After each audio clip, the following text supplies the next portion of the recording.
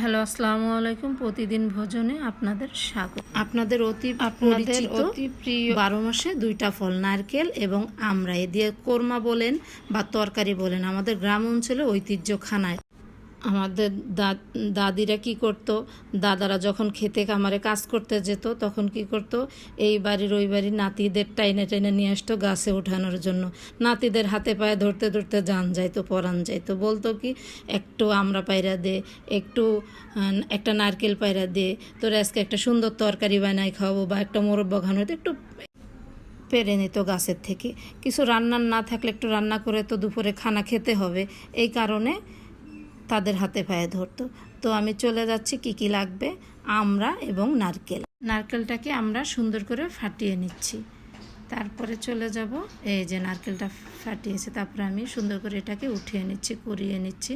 ভাগ্যের যে আমার বাবা আমাকে একটা কোরানি কিনে দিয়েছে। যারা সংসার করে তাদেরকে কত কিছু যে লাগে, কিন্তু আমার বাবা বুঝতে পারছে যে আমার এরকম একটা কোরানি কখনো প্রয়োজন হতে পারে। আমি নারকেল পুরোটা কুড়িয়ে নিয়েছি। এখন আমি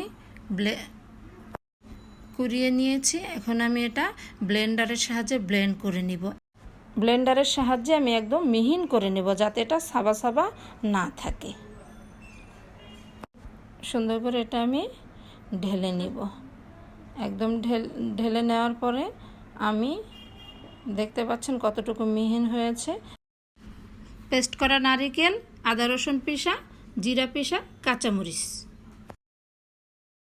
আমি আমড়াটাকে একটু কেচে কেচে নিচ্ছি। 2টা আমি আপনাকে কেচে দেখাচ্ছি। এখন চলে গেলাম কড়াইতে, আমি তেলটা দিয়ে দিলাম। তেল আমি অবশ্য একটু কমই খাই, বেশি তেল খাই না। তেলটা কম খাওয়াই উচিত আমাদের। তো কড়াইটা গরম হওয়া পর্যন্ত অপেক্ষা করছি। আমি পেঁয়াজটা দিয়ে দিচ্ছি। পেঁয়াজটাকে আমি ব্রাউন কালারের করে ব্রেস্টটা করে নেব। ব্রেস্টটা আমাদের হয়ে গেছে। ব্রেস্টটা আমি আলাদা একটা বাটিতে তুলে নিচ্ছি। এখন আমি আমড়াটাকে একটু লবণ দিয়ে আমড়াটাকে ভেজে নিব।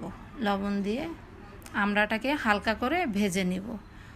আমার ভাজাটা হলে আমি উঠিয়ে নেব। ভাজাটা আমার হয়ে গেছে, এখন উঠিয়ে নিব আস্তে আস্তে করে। এখন আমি দিয়ে দিব 12 মশলা। 12 মশলা দিলে একটু ভাজা ভাজা হলে তরকারির ফ্লেভারটা ভালো আসবে। দিয়ে দিচ্ছি তেজপাতা, এলাচ এবং দারচিনি। তারপরে আমি দিয়ে দিব আমাদের পেস্ট করা আদা এবং পেঁয়াজ, রসুন পিষা।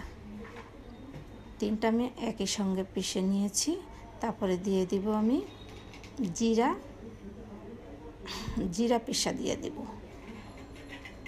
তারপরে আমি দিয়ে দিব কাঁচা মরিচ। এভাবে আপনারা ভালোভাবে নেড়ে চেড়ে একটু কষিয়ে নেবেন, যাতে কাঁচা মশলার গন্ধটা না থাকে। কষিয়ে নেবেন, কষিয়ে নিয়ে এখন দিয়ে দিবেন নারকেল পেস্ট। ভালো করে কষিয়ে নেবেন। দিয়ে দিচ্ছি আমি পরিমাণ মতন চিনি। আমড়াটা টক থাকে, আপনারা যে যতটুকু টক বা মিষ্টি খেতে পছন্দ করেন সে যতটুকু দিবেন। ভালো করে কষিয়ে নেবেন। কষিয়ে এখন দিয়ে দিবেন আমড়া। এই আমড়া তো আগে একটা তরকারিতে আমাদের খাওয়া হয়ে যেত, এখন আমাদের খাবারে কত যে আইটেম থাকে, একই তরকারিতে এখন খাওয়া যায় না। আগে একটা তরকারিতেই আমার নানি দাদিরা খাবারটা সেরে ফেলতো। পানি দেওয়ার পরে আমি সেদ্ধ হওয়া পর্যন্ত অপেক্ষা করলাম। একটা কাঁটা চামচ থেকে আপনারা দেখতে পাবেন এটা সেদ্ধ হয়েছে কিনা। হয়ে গেল আমাদের আমড়া বা তরকারি কোরমা, যেটাই বলেন।